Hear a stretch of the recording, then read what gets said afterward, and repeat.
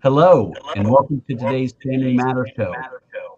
Today we are talking about protecting your family. Specifically, we'll be focusing on what happens to you after you die when your body is cremated or buried, the related rituals, and how you might be remembered. Stay tuned to discover insights in seeking important matters that you should consider now concerning how you might be remembered by those you love. I'm Jeff Rehmeyer. I'm an attorney and the president of the CJ Law Firm.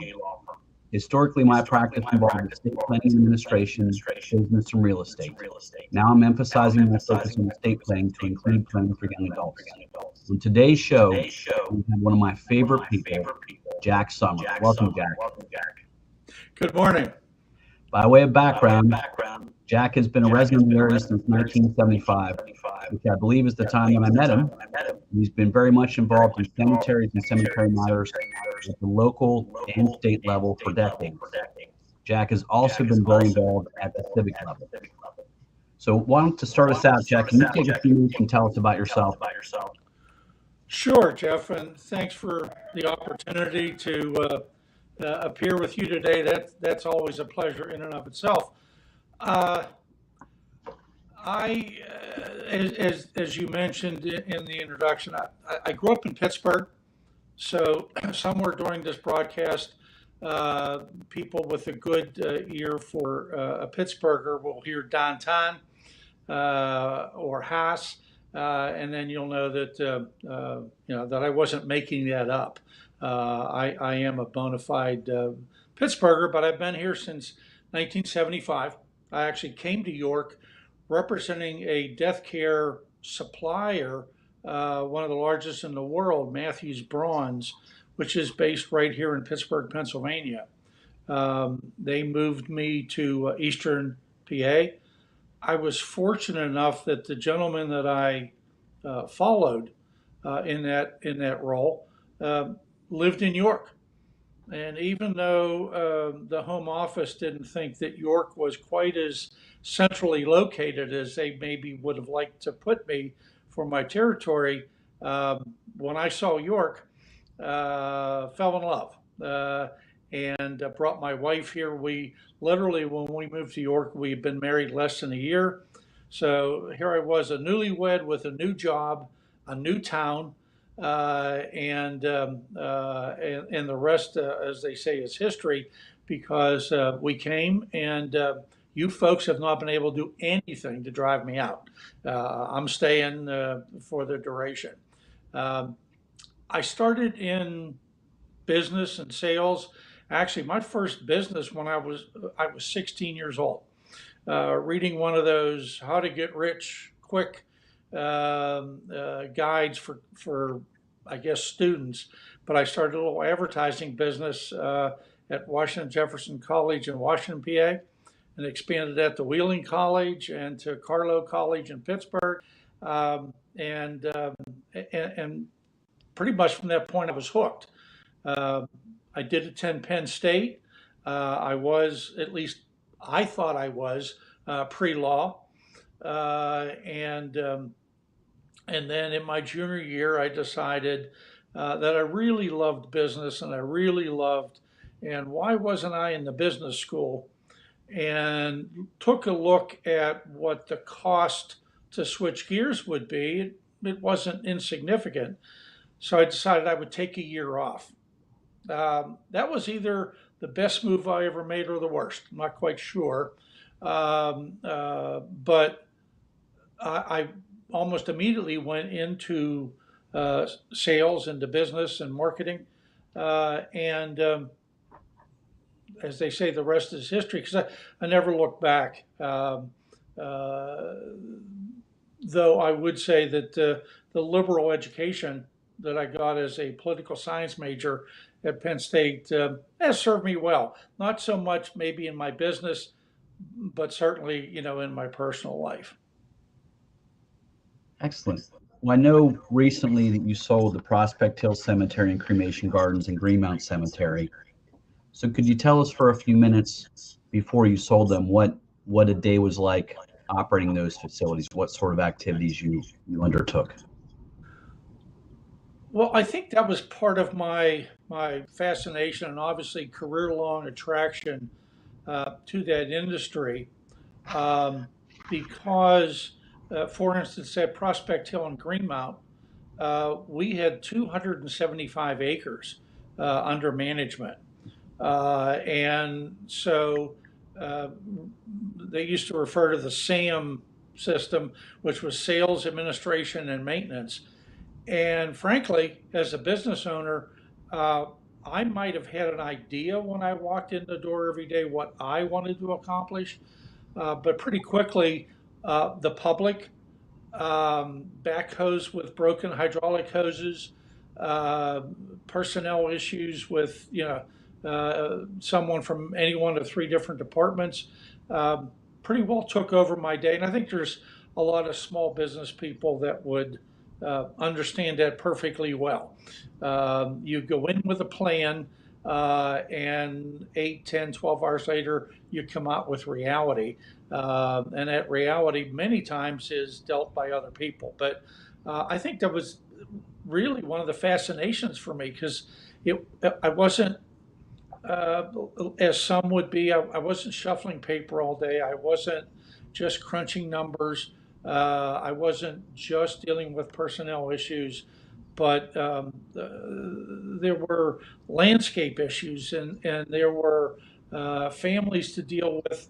And of course, that was always a wild card because you never knew what their specific need was. They either had maybe a family estate at one of the cemeteries that they had questions about or concerns.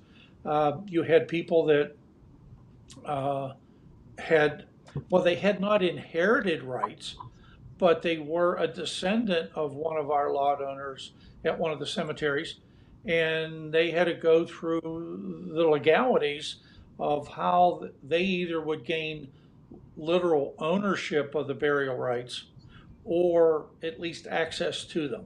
So I wore so many hats during the day that I actually should have much less hair than I do. But that was part of the fun. That was part of the challenge because you never knew, what your afternoon would bring while you were. I always refer to it as my rodeo job. Kind of the job was to get there 7:45, 8 o'clock, uh, and hang on for dear life. Try not to have them bronch you off. So, but I enjoyed it all. I learned a little bit about a lot of things. One might suggest just enough to be dangerous. Excellent. So before we dive in a little further, and I think I have a general idea of this answer, but how old was Prospect Hill Cemetery and who was buried there of significance? Prospect Hill was part of what they called the rural cemetery movement. That started actually in America during the Victorian period.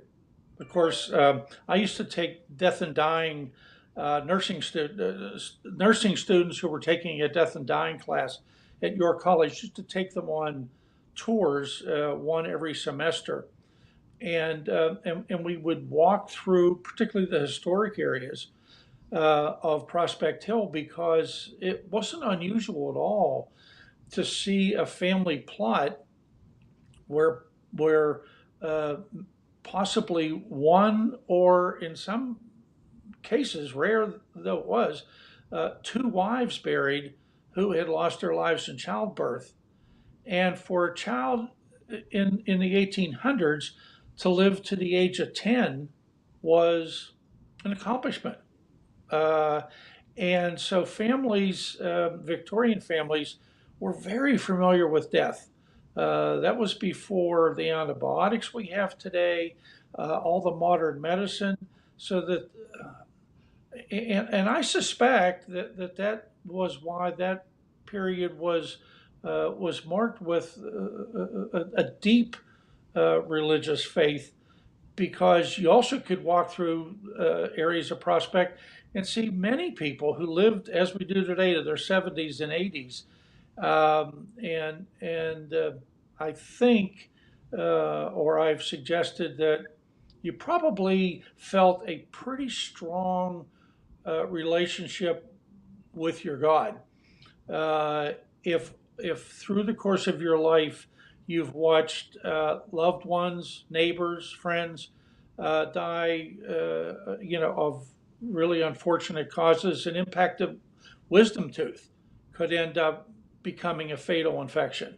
So to be given all those years did seem like a gift from a power greater than yourself, not just kind of a Yul Gibbons, I eat right and I exercise every day.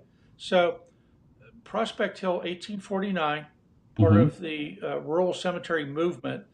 And it was the idea that before that time, churchyards, graveyards were just that. It was typically an acre or maybe two plot next to the local church, or a community. The community might get together. You actually can see quite a few in York County where several farm families would come together. They would pick an area that might be at a point where all four farms touched each other. We actually had one of those family plots. I owned and operated Montrose Cemetery from 1978 to 1997, about 20 years. And we had a family plot there that went back to the 1700s. And if you look as you drive around York County, there literally are hundreds of small family plots that dot the landscape. But in the 1800s, this civic idea came about of how about a large landscaped cemetery? It started at Mount Auburn, which is outside of Boston and is still there today. A very historic, very beautiful cemetery. And like a lot of good civic ideas, it spread from town to town. It reached York in 1849 when, by an act of the Pennsylvania legislature, Prospect Hill was created. Prospect Hill, at the time that I operated it, was 175 acres. Greenmount Cemetery, its sister cemetery over next to the fairgrounds, was about 100 acres. And we operated all of that out of our primary offices on North George Street uh, in York. But that's Prospect Hill. We do a 90-minute tour. Oh, do I get to do a commercial? We several years ago began offering historic tours at York's favorite price. It's free. And we have toured over 1,100 people through Prospect Hill on about a 90-minute history tour. So obviously, a couple of our most famous would be the signer of the Declaration of Independence, Philip Livingston. And actually, he wasn't originally buried at Prospect Hill. He was buried somewhere in York. He was here. It's why we call ourselves the first capital of the United States of America, because it was in York that usage, that name, was first coined. And he was a New York delegate who died. And in those days, unlike today, where you died was where you were buried, because there wasn't any realistic way to transport a body by wagon from York, Pennsylvania to New York, even if there hadn't been a war going on. So, Hmm. um, also, we have Soldier Circle, which is the only federal cemetery in York County. Many people have no idea that there is a federal cemetery. We go to Prospect Hill, go to Soldier Circle. York hosted one of the largest field hospitals in the North during the Civil War at what is now Penn Park. And the soldiers that died there, oddly enough, for our discussion today, um, that the Civil War marked the beginning of modern embalming. They began to learn how to preserve a body at least for a reasonable extended period of time. And that gave, in fact, President Lincoln ordered that there be specially trained surgeons accompany the Army so that they could perform embalming services. Obviously, battles like Antietam and Gettysburg, the numbers were too overwhelming. The small group of surgeons trained would not have been able to deal with the numbers they were dealing with. But they began returning soldiers home to their hometowns during the Civil War because of embalming. But 164 of them that was not a government expense. So it was the families or the hometown's responsibility to raise the funds necessary to take a soldier home.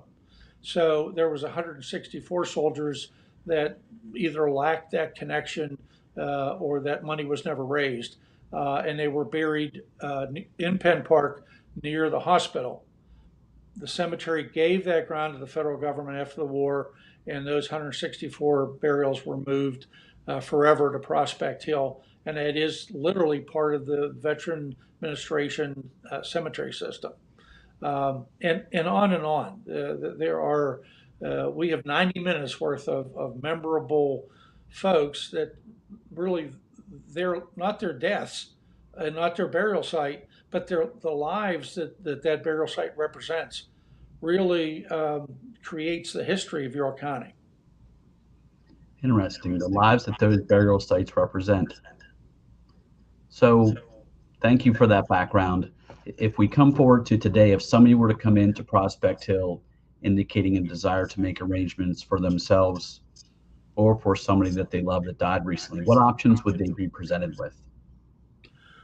Well, because of our long history, and I think viewing ourselves as progressive, there's any number of methods of memorialization. Cemeteries are about memories. Cemeteries are about remembering. Um, uh, Irrespective of your faith, of your beliefs, it's pretty clear we can't do anything for the dead, but we can honor their memories. Mhm. Cemeteries really are for the living. So I guess that's part of the beginning of a discussion that we have with families when they first come into our offices and want to do some planning. Is some of it is a bit egocentric. How do you want to be remembered? I think we all have that drive a bit, uh, but also the only people who will bury us are people who love us. Mhm. So when you begin to look at this task, saying, "Okay, I'm going to be dead. I can't bury myself. I can make the arrangements. I can make the decisions. I can leave the resources. I can buy a plot. All those things."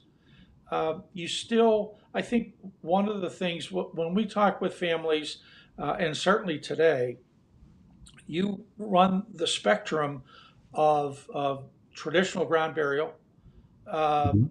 to uh, cremation, dealing with cremated remains, and that's a whole new area in our industry that is there are so many ways you can have your remains spun into glass and make beautiful objects for your family.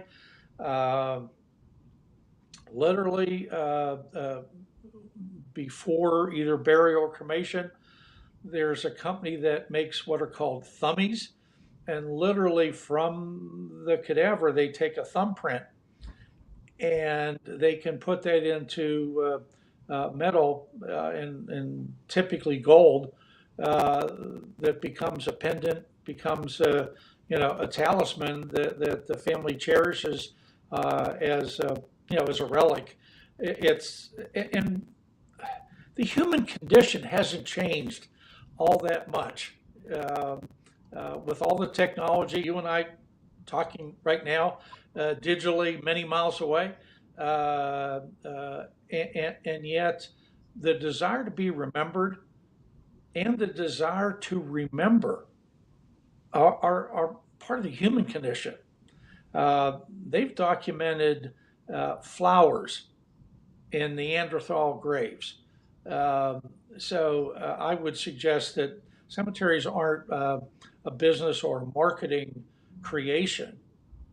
And certainly there is marketing, there is a business-like approach, but that's what's necessary to meet a human need. The human need is to be remembered and to remember. So if we start to dive into that a little bit, if I were to come in and select the burial site for myself in advance, I would be shown different places and could select my site or sites for me and other family members so I could plan for a group if I wanted to. Oh, sure. Yeah, the first, as we begin our counseling process, and we do refer, to our staffers who handle that as counselors, because it's not a matter of telling a family what they want to do, but listening to them. The refrain that probably my staff would roll their eyes uh, and say, "There he goes again." Um, I constantly reminded them that God gave us one mouth and two ears. Listen twice as much as you talk, even if I don't follow my own advice. And So the biggest thing is to listen to a family, hear who they are, what they're about, what value that they place on this exercise. Um, but whether it's above ground entombment in a crypt, ground burial in a grave, Mhm. or any number of ways that we have of handling disposition of cremated remains. For instance, we're the only cemetery in York County with an ossuary. And I love that word because inevitably, when I'm doing the tour, the hands go up. What's an ossuary? But an ossuary actually comes from the Greek, which means collection of bones. And We have an underground chamber at Greenmount Cemetery where cremated remains. It's for people who say, "I just want to scatter." And there's nothing wrong with that impulse, except that there are precious few places that you actually can scatter. And I would suggest even further, there's less and less places you should scatter because no, you cannot go to your favorite golf course. Call them and see how enthused they are about that idea, or Rev Stadium, or even the county parks. You're going to be told that scattering is not permitted typically. Um, but an ossuary provides a family where cremated remains of a number of individuals are commingled but it's a place of permanence. And I think that's important because I think that, again, is part of the human condition that your mind wants to focus on some place of permanence. So just thinking through, you talked about the in-ground burial that could then have a tombstone, or could it also have, I've seen like the plates, the place that lay flat. Are they both still viable options these days? Yes, yes, they are. They are at Prospect Hill. They are at many area cemeteries. That becomes a matter of personal preference. But again, that's part of that interview process with a family to completely understand, number one, have they ever buried anyone? What's their experience with this? And because usually experience creates preference. You see something, you say, "Yeah, I'd like to see. I'd like to know someone will do that for me." Mhm. Or if I were doing that, I'd be doing that a little bit differently. Um, I start with congratulating families who come in and begin that discussion because in my career, a significant percentage of the people I dealt with went into that unprepared.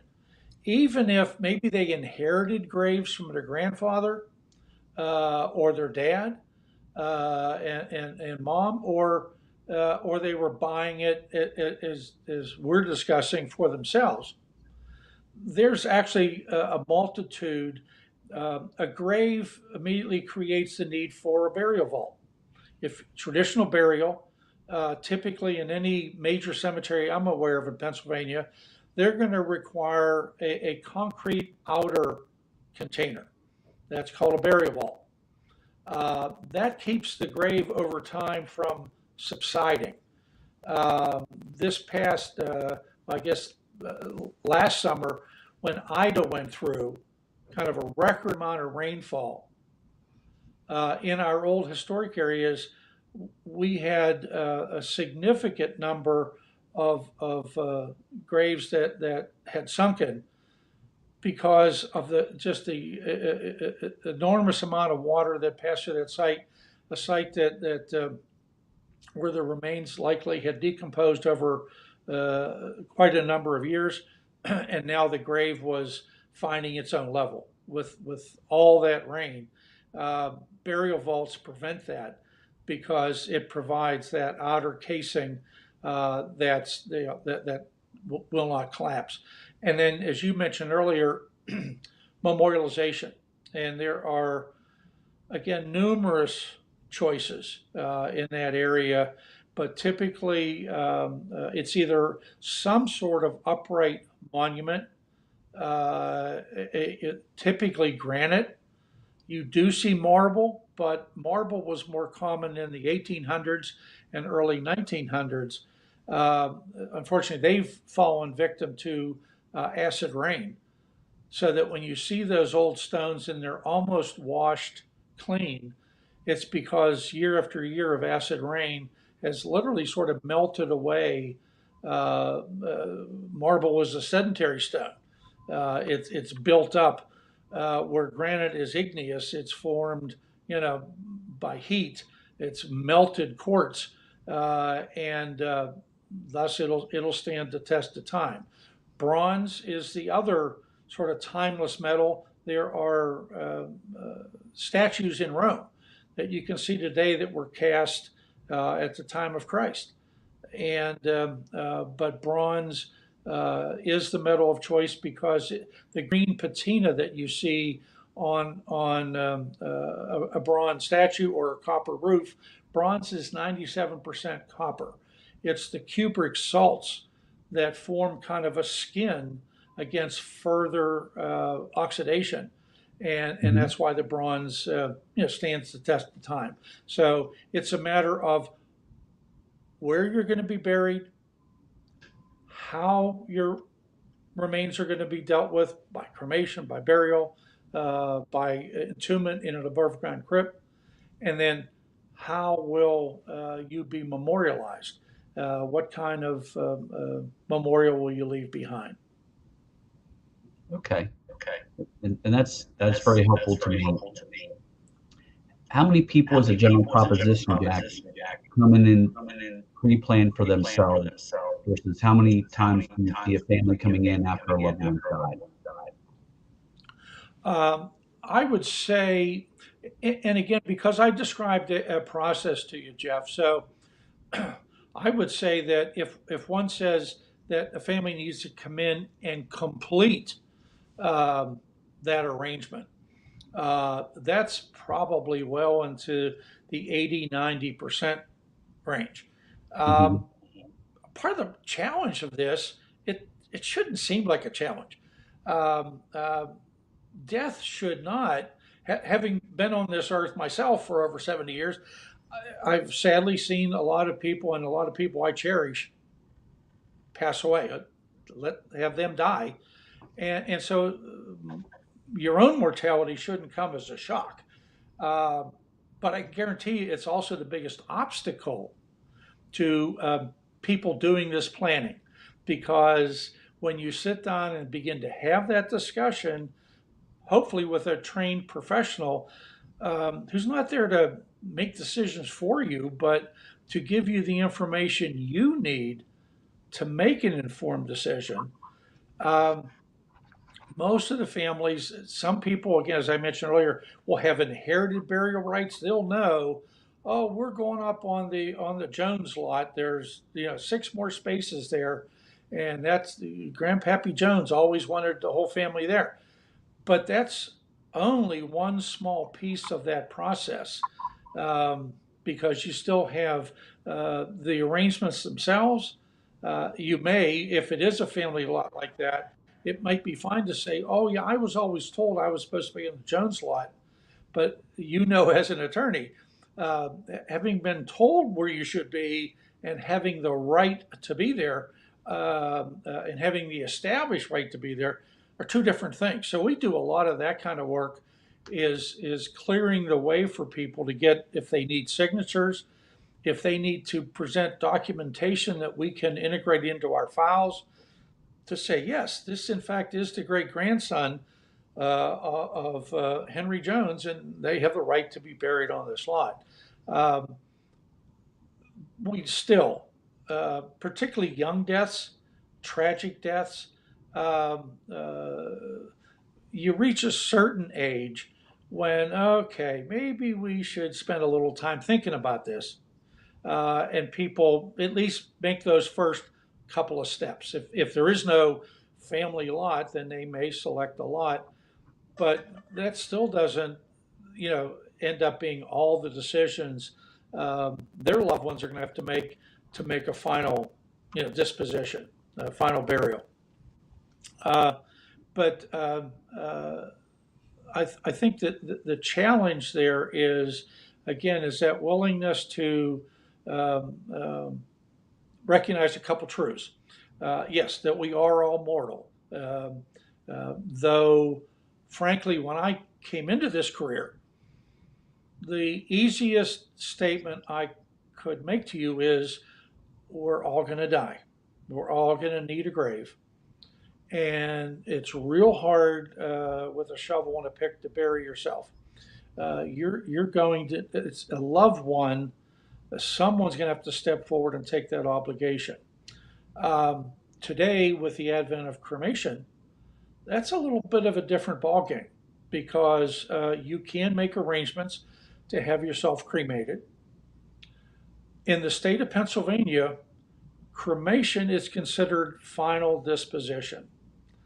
In the dry paperwork world we live in, literally you are tracked. If when you die you are buried or entombed, there will be an entombment or a burial certificate issued by the local registrar, but in the name of the Commonwealth of Pennsylvania, and it will record that you were buried at Prospect Hill on such a day.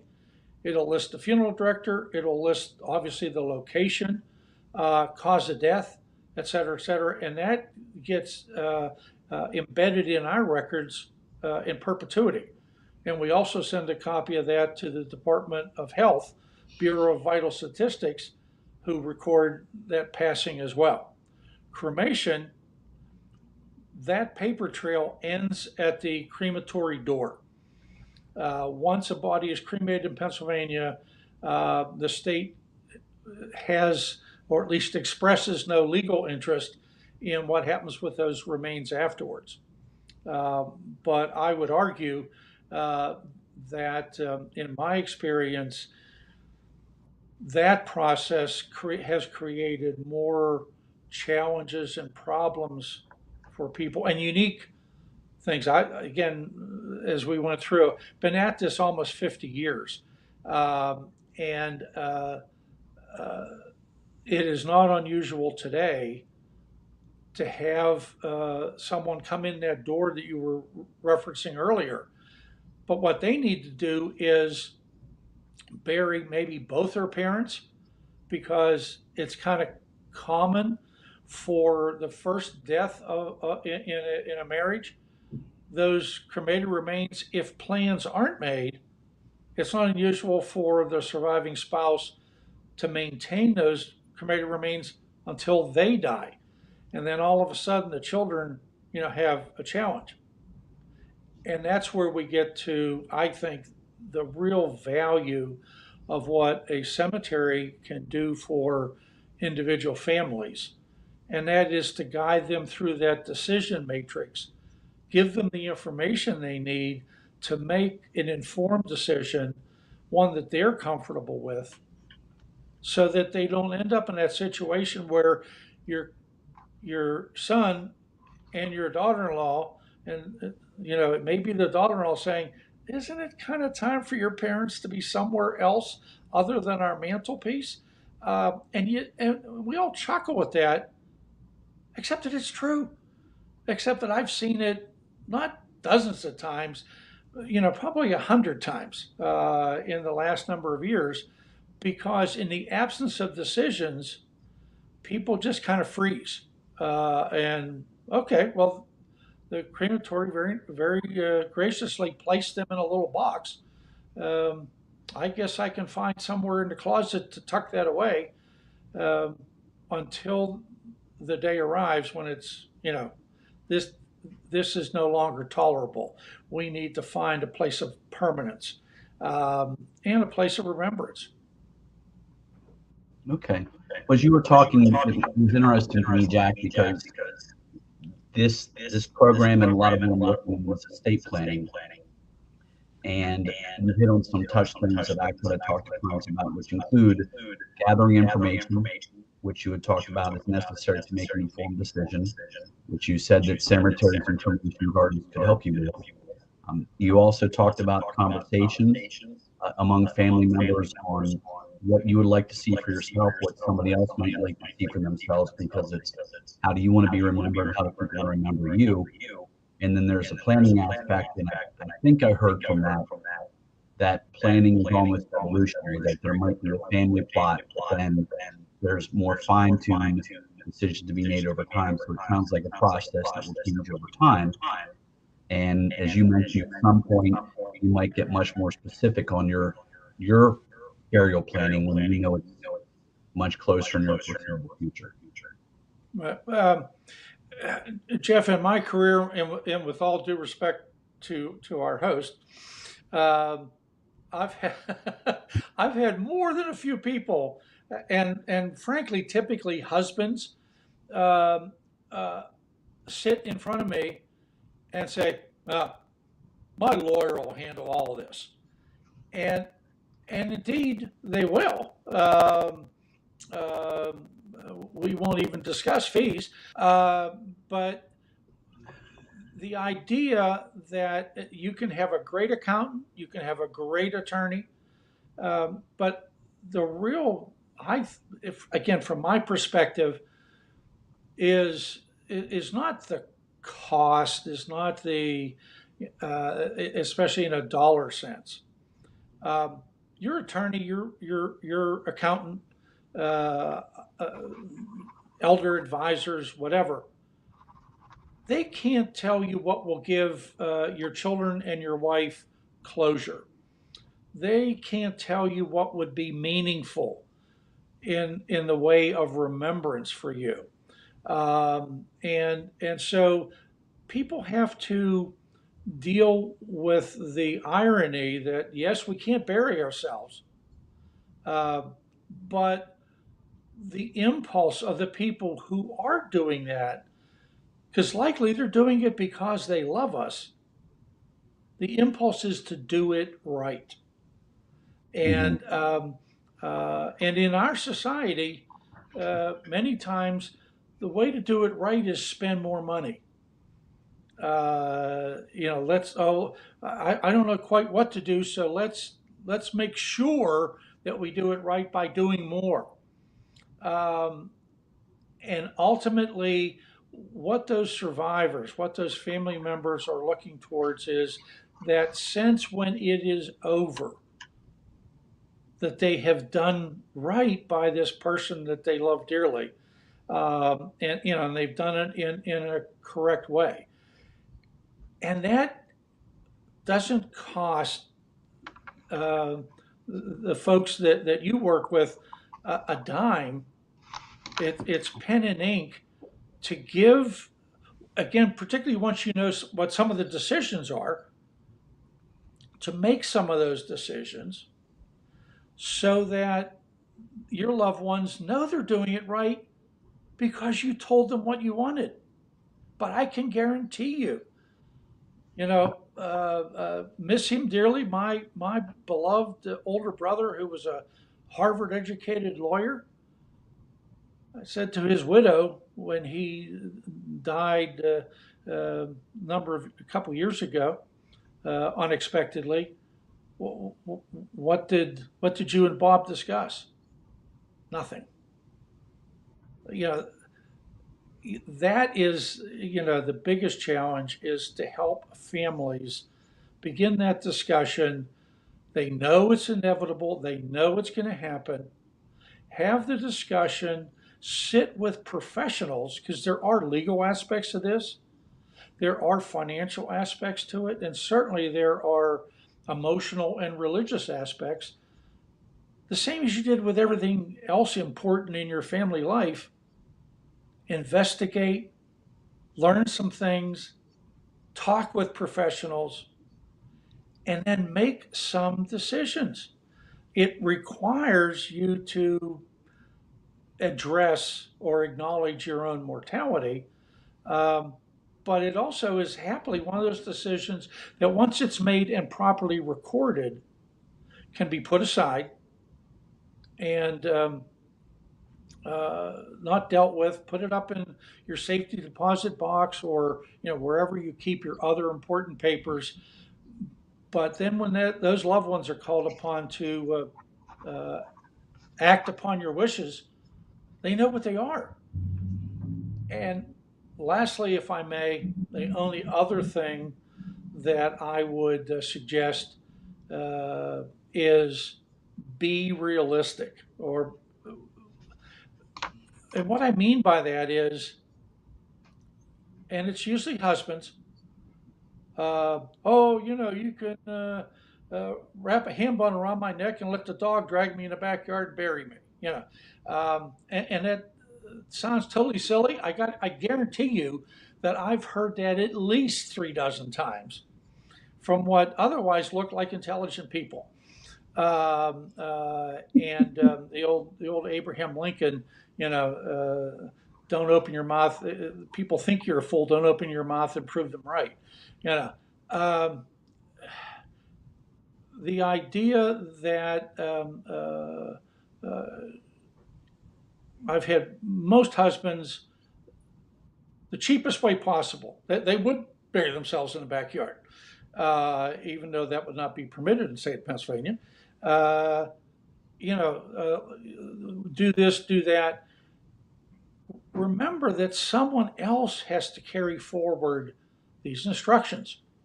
And for instance, if you're selecting cremation, are your loved ones comfortable with that decision?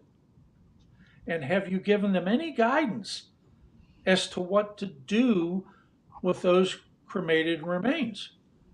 If you haven't already, I'm sure at some point a funeral director will likely be one of your guests, and they'll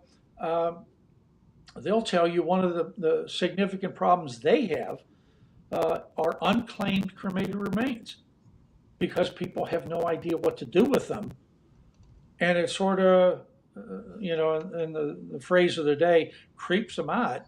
Oh, I don't want to deal with that. Well, shouldn't the person who requested that disposition have thought that through a little bit and said, A, B, C, here's what I want done?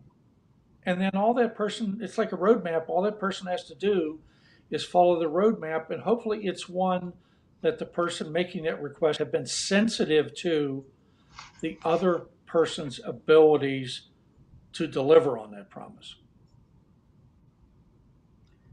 Jack, thank you for that statement. You said so many things that resonate with me, and that deal with the program that I'm currently trying to utilize here. Um, I've done some webinars entitled The Smart Estate Plan, and I'm doing other live webinars. But a significant piece of that webinar talks about the need to plan, which you would reference, plan ahead. And planning to some degree does involve discussion with the people that you love, with the people upon whom you're going to rely, the people that are going to carry things forward, as you refer to. Um, and then I actually do suggest what I call a final instruction letter, which is separate and distinct from a will, that provides key information on where should I be buried, or will I be cremated? What things do I want to see happen? And it creates that roadmap that you refer to, so that your loved ones aren't left guessing. Because I found, as a lawyer, and I don't step into the burial components, just so you know, but I've found that the biggest issue for loved ones dealing with a loss is trying to figure out what should be done, and that uncertainty. And it always goes better if there's that roadmap, if there's that final instruction letter, if there's that informed decision and planning and discussion. And that's really what I heard you just say, is it takes time, but it's the right thing to do for yourself. It's the right thing to do for your family. And as you know, the show here is called Family Matters because this is a family issue. Absolutely. Jeff, I couldn't agree more. And again, in my career, happily, there's only been a few circumstances, but I guess because of their rarity, they really stick out in your mind. But as an attorney, I'm sure that you've handled any number of issues for clients that really came as a result of ill-timed, an emergency. I wouldn't have done it that way, but I did. I was pressed for time. I had to do something. That kind of short-term or rapid think. The same thing happens. Certainly for the person involved, there's no greater emergency than death, and trying to correct a mistake. I remember years ago at Montrose, a woman came into our office, older woman, had buried her child about 30 years prior, 3 decades. But what had happened in the meantime was that she and her husband sadly they had separated and then divorced. Her in-laws never quite got comfortable with dealing with that whole situation. And yet, because when her child died 30 years earlier, they didn't have property, they never had the discussion. It was forced upon them, and forced upon them in a very tight time frame. Oh, well, my parents have property, bury our child there. Now this woman has an entirely new life, but that bond with that child that she lost, for women who have gone through that, it never ends, or at least for many, it never ends. And certainly for this woman, it hadn't. Mhm. And yet we had to work with her and her now estranged or ex family, to get the proper permissions, to have the child disinterred and moved over to a lot that, yes, now she's buying her own family estate, and but able to return her child to rest, knowing that she would be buried next to it. Um, uh, but I can't, give the entirety of the grief, almost that renewed trauma that this lady went through, all because um, she and her husband at a younger age had never discussed this, had never made any plans, and then when faced with an emergency, made a decision that ultimately did not serve them well. Interesting. I know during my sessions with people, I do emphasize the importance of planning ahead. And I often explain that as a lawyer, I'm really asked to do two primary things. One is to help avoid a problem by planning ahead, and the other one is to deal with problems. And I have, at this point, dozens of stories in my head of situations where planning wasn't done and decisions weren't made. I just met with a gentleman last week who had been married for 35 years, and it was his wife's third marriage, and he didn't realize he was on the deeds of the family home. Um, they talked about it, but they didn't make the right decisions, and now I'm going to help deal with that problem. So interesting point on that too, and I'm glad to see the advice shift, which is plan to avoid problems. So Jack, I promised you this would be inside an hour, and you've given me the information I hoped to solicit, which was some key information on ways that you can be remembered in terms of a burial, cremation. We talked about those different options, and perhaps even more importantly, you provided key advice for thinking ahead, talking with your family members about how you'd like to be remembered, how they'd like to remember you, and planning. So we've checked all the goals that we had for this session, and I would consider it to have been quite a lively session as well. So I'm very appreciative. Is there anything else you'd like to offer anybody that's watching or will watch this video? Uh, no, I've gone on at length, but I obviously, as you can sense, have a real passion for this because it's about people. And there's obviously an inevitability to death. So should the planning for that be inevitable as well? And I would urge people to reach out to and respected professionals in the community, but then as a family sit down and make this decision so that when that day does come, they only have to deal with their grief, not at decisions that you refuse to make. Wonderful. Well, I said you're one of my favorite people at the outset of the broadcast, and that holds true. You're thoughtful, you're accomplished, you're involved, you're insightful. Your sense of humor is terrific. The attorney jokes are a little marginal, but I'll live with that and understand that your brother got the brunt of that, I'm sure. So thank you very much for being with me today. Great session, and enjoy the rest of your day, Jack. Thank you, Jeff. Good talking to you. My pleasure.